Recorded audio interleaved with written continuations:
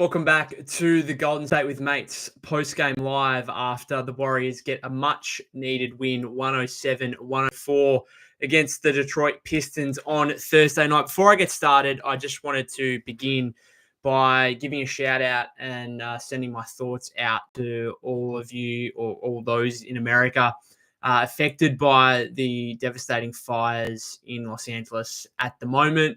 Something that's very close to my heart, given I've been to LA on 4 separate occasions. Easily the city outside of Australia I've traveled to the most in the world. So it's a place I love, place I have had so many fond memories in. Obviously going to multiple NBA games at Crypto.com Arena, or formerly Staples Center. So for everyone that is going through that at the moment, it's so tough to see from over here in Australia, and my thoughts go out to absolutely everyone involved and affected. So I thought I'd just mention that, because at the moment that is obviously a lot more important than sport and basketball, but we are here to speak about that. So that is what I will do after, again, the Warriors get a 3-point nervy win over the Pistons. They certainly made it far more difficult than what it needed to be there in the final minutes. Golden State led 98-80 with under 6 minutes left and relied on a Malik Beasley missed 3 at the buzzer, which would have sent the game into overtime. Really didn't need to get that close and that anxious, but at the end of the day, a Warrior team coming off back-to-back horrible performances to close out their homestand, that 30-point loss to the Sacramento Kings, followed by a 16-point loss to the Miami Heat.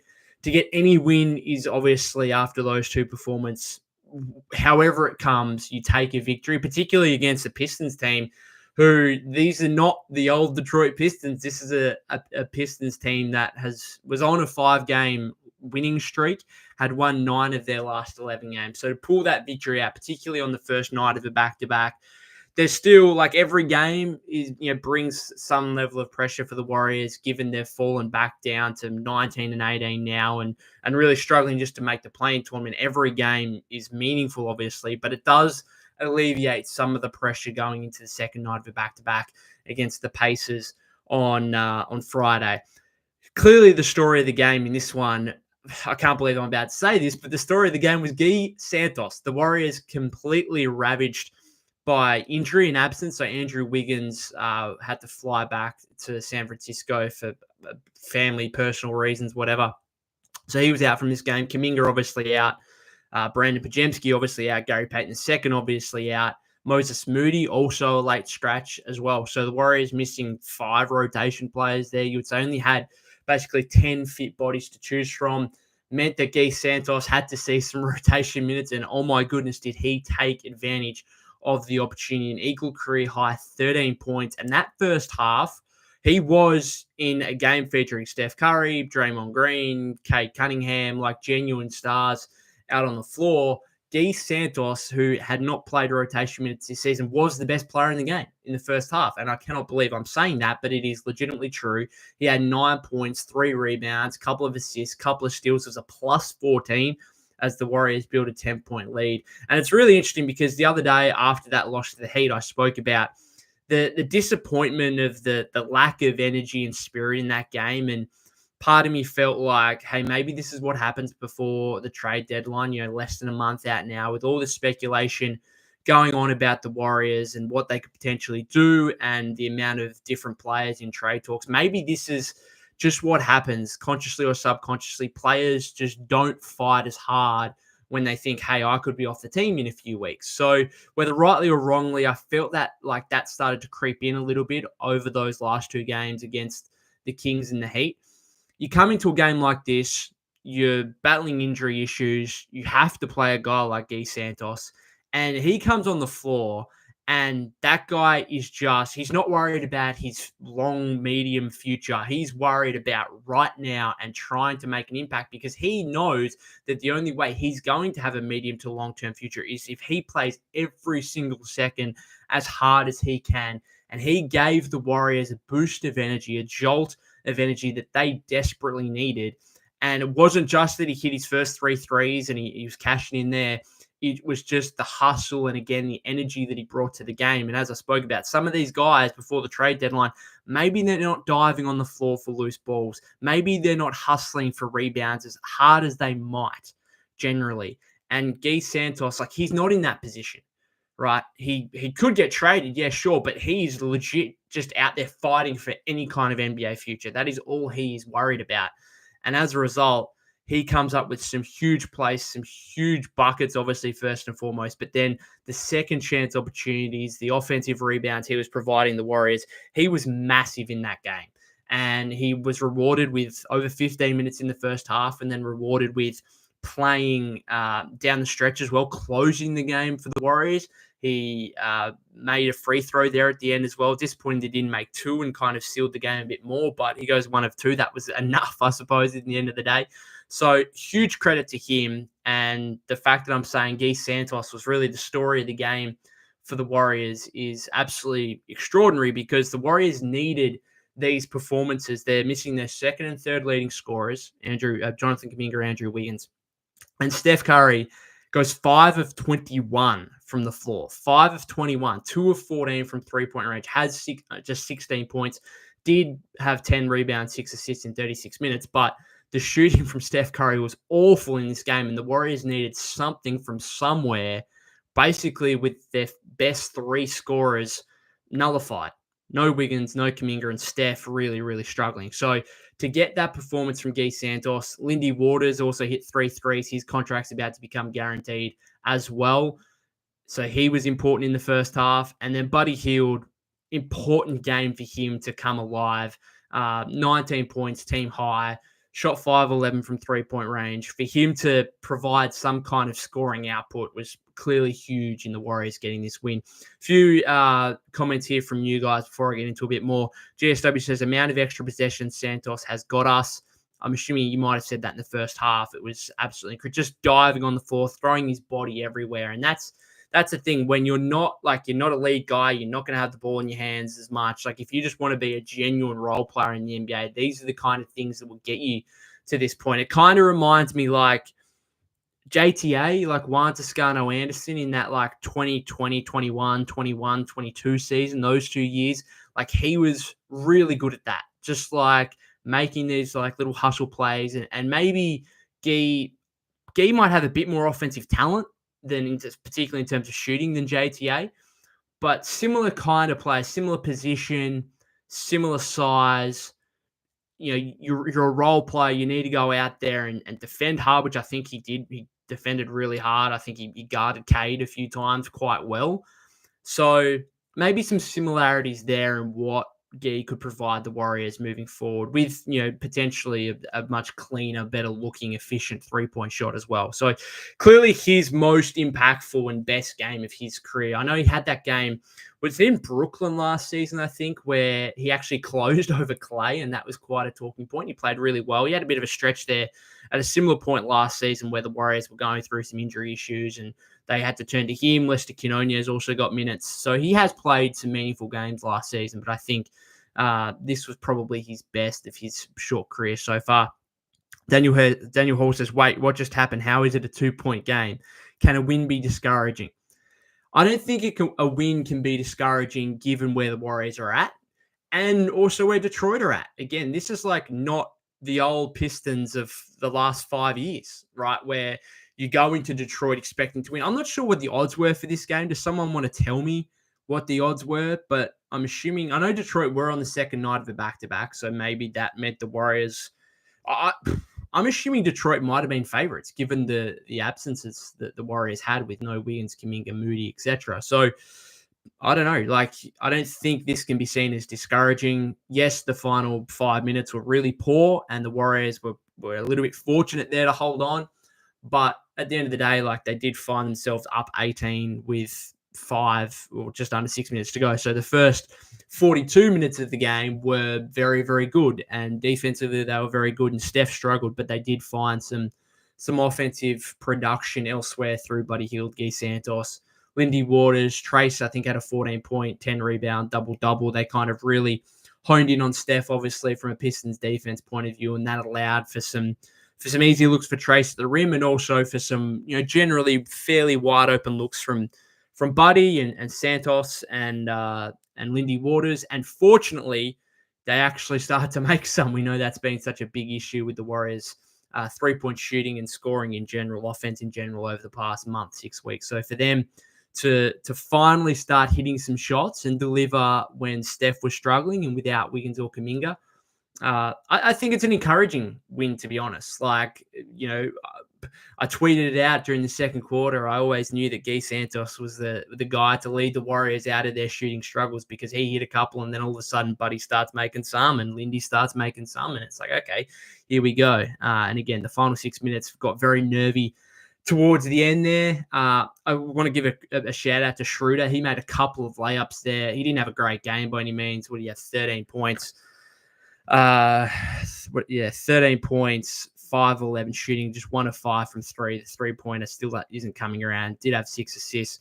I do want to give him some credit. Firstly, for how he guarded Cade. I know Cade ended up going for 32 points, and he had a huge fourth quarter. But I thought before the fourth quarter, in the first 3, Dennis giving up so much size, I thought was battling pretty hard. I mean, ideally, you probably wouldn't want him guarding Cade. I suppose if Wiggins was in this game, he would have had that assignment. But credit to Dennis for the way he guarded Cade in the first 3 quarters. And then down the stretch there, he had 2 really important layups at times where the Warriors could not get any offense going.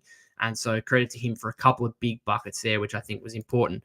Thandeka says, we should stop blowing leads. Pistons went on a 26 run in like 5 minutes. I'm happy we won, but this team is so inconsistent. We could lose tomorrow and have the same conversations again. Do you think Kerr will play Gee more? He was hitting threes, getting rebounds, steals, and a block. I don't think, I know he played really well, and he's going to play minutes tomorrow in Indiana, and it's going to be interesting to see how the Warriors are looking from that perspective. It sounds like they don't want Steph to play both nights of a back-to-back, but given the injury troubles at the moment, I know GP2 and Pods worked out before this game, so I'm not sure if they may be available or if that's going to be the last couple of games of the road trip. But if Pods and GP2 aren't available and Wiggins is unavailable and Kuminga's obviously unavailable, then all of a sudden it's pretty hard to be able to rest Steph and Draymond when you ideally otherwise might.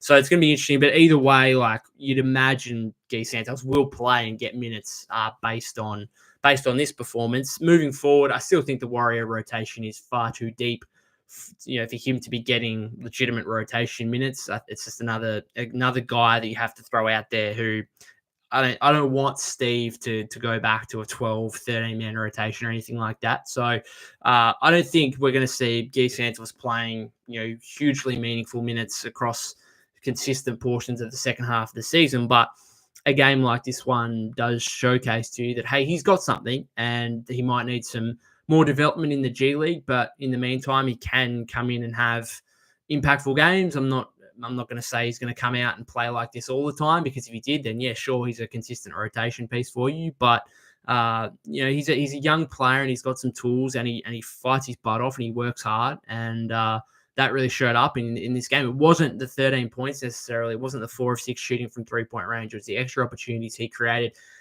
He had a really nice feed, but one of the best plays of his game, I think, was when he kind of drove into the lane and then just got Duran to bite enough and then dished it off to Looney for a layup. And I was like, whoa, okay, that's showing some stuff. Like, that's more than just catch and shoot stuff. That's more than just like hustle plays and rebounds. That's actually attacking the paint off the dribble and then having the smarts to just be able to get the shot blocker to bite enough and then you to dish it off to your teammate for an easy layup. So I thought that was a great play. Jeffrey says, Guy freaking Santos. Yeah, certainly the story from this game, and congratulations to him. Outside of that, as I said before, the Warriors, Steph really struggled, 5 of 21, 2 of 14, just could not get anything going. He even had a 4-point play in the fourth quarter, and even that just didn't quite get him going. Buddy Hield, I liked the shots Buddy was getting in this game. Like, I was very critical, obviously, that shot he took in the fourth quarter against the Heat, that off the dribble, step back corner 3 that would have given the Warriors a lead. And I defined it as a hero shot, really, like a very inefficient shot that, you're just hoping to make to kind of blow the crowd away and put your team in the lead and really get the vibes up and about. It was an inefficient shot that he missed, and I hate that. If you look at his numbers, I think I saw earlier today, his catch and shoot versus off the dribble, I think he's like 45% or so catch and shoot, 3-point looks, and then off the dribble, he's like less than 29%. So it's pretty clear, like his looks have to be catch and shoot. And if he gets the ball and he doesn't have an open catch and shoot look, then get off it. And I thought he did that better in this game. I thought he took his catch and shoot opportunities when they were there, and he made 5-11, which is great. And when he didn't have those looks, he gave the ball up to Steph or Dennis. So a better Buddy Hield game, and trying to find that balance between, you know, him getting those good looks and, you know, not necessarily forcing things up, I think is important, because as a shooter, like, and we saw that this with Clay a lot last season, when your shot's not falling, there is often a thought of, okay, well, I just need to get myself going. I need to see a shot go through the basket. So you do try and force things a little bit too much. And I think maybe that's been the case for Buddy a little bit. And I thought this was a more composed performance from him and from the Warriors in general. I know they only put up 107 points, but the offense, I think there was a much greater balance of inside and outside scoring. And part of that was to do with how Detroit were guarding them. And Trace did get some looks at the rim, and there was so much pressure on Steph. And there were some genuine wide open looks from three, which they finally drew, and they just hadn't been over the past 5 or 6 weeks. So a good game for Buddy Hield. I still don't like the reliance on him from a Golden State perspective. I think I saw a stat earlier on social media that, like, the Warriors are 8-2, I think, when he scores more than 18 points, and then their record, obviously, when he doesn't score 18 points is significantly worse. And I like to think of Buddy Hield as, you know, a supplementary piece, like a nice player to have off the bench who can make some threes and who can have some big games for you. But he's not a guy that I want to be relying upon as a key piece to whether you win or not. And those scoring numbers suggest that, like, he actually is a very important key piece to whether the Warriors win games or not. And I think that's a bit of a worry. And I think that comes down again to the lack of scoring options and the fact that Buddy Hield is one of your lead scoring options. Ideally, I think, again, he's a 5th or 6th offensive option rather than like a 3rd or 4th. And I think the Warriors are probably relying on him too much to have good games in order to win. I know he can be a bit of a barometer, but I'd like him to be less of a barometer in terms of winning games. Stendecker says we are 9-0 when Buddy scores 18. There you go. 9-0, not even 8-2, 9-0. And then what the Warriors record when he doesn't score 18 is, what I'm trying to do the math. They are 19-18 at the moment. So that is 9 games, 28, 10 and 18. Yep, Thandecker's got it for me before I worked it out. 10 and 18 when Buddy doesn't score 18 points. So again, I don't like that reliance. But in a game like this, there has to be that reliance because there's no Wiggins and Kuminga, which is going to make it incredibly difficult tomorrow against the Pacers as well. Now, Tyrese Halliburton is questionable for that game, but regardless, like, one of the most dynamic offenses in the league. And so can the Warriors actually keep up? Like, their defense is going to have to be really good because, you know, if Wiggins and Kuminga are going to be out, then there's going to be some issues. Like, there's clearly going to be some offensive issues. You're going to have to be relying on guys that you don't really want to rely upon. You're going to have to rely on surprise performances. Like, no one would have come into this game thinking, yeah, Guy Santos is going to play 25 and a half minutes. And if you did, you think, oh, it's probably because the Warriors got blown out and he played like all 12 in the fourth quarter. So that's the thing. You need some surprise performances, and the Warriors got that from Santos today. But again, you don't want to be, it's a one-off. You don't want to be relying upon that. Hopefully, I don't know what's going on with Wiggins. I don't know if he can fly back to Indiana and meet the team and be available on Friday. Maybe that's still a possibility.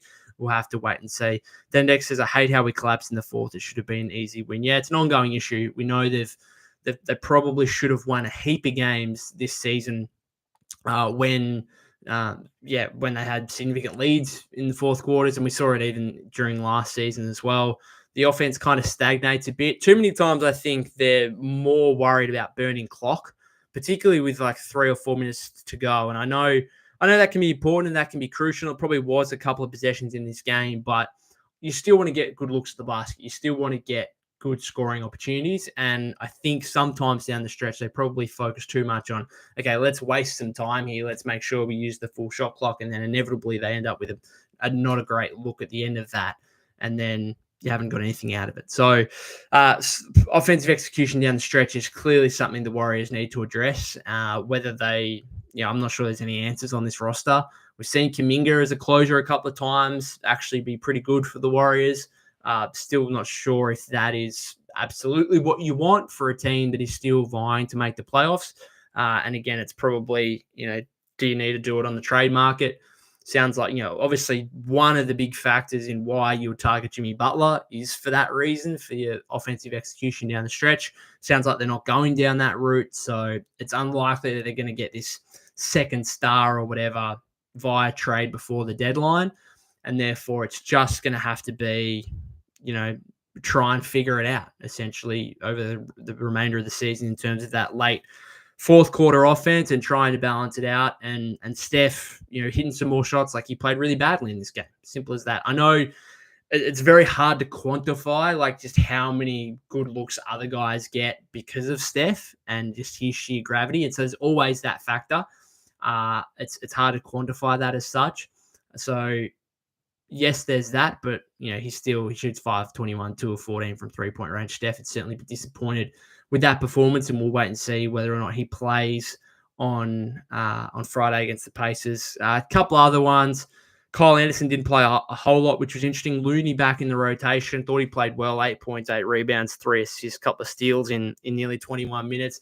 He's a funny player. Like, I think he's had a pretty good start this season, and it was somewhat surprising that he's been out of the rotation 4 of the last 6 games, or basically 5 of the last 6, because one game he did get minutes was in the fourth quarter where the game was over in garbage time. So the fact he's been out of the rotation has been somewhat surprising, but also I don't think fans necessarily hate it. And it's going to be like pretty heartbreaking because he's a 3-time champion. He means a lot to the franchise if he was to be part of a trade. But he is your proven veteran guy who can sit on the bench for a few games. And then if he's called upon like he was in this game, he can really make a difference for you and still step up and impact in a positive way. And he did that in this game. Waters, again, I thought was okay. Spencer played 4 first half minutes, but essentially it was a 9-man rotation for the Warriors. Draymond, I don't think he played great. 7 points, 5 rebounds, 4 assists, a steal, 3 blocks. I thought defensively in the first half he was very good.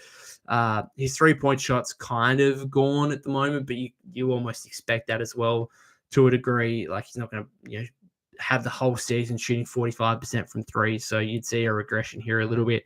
Thought Trace was good, interesting matchup with Jalen Duren and Isaiah Stewart, who are obviously huge guys.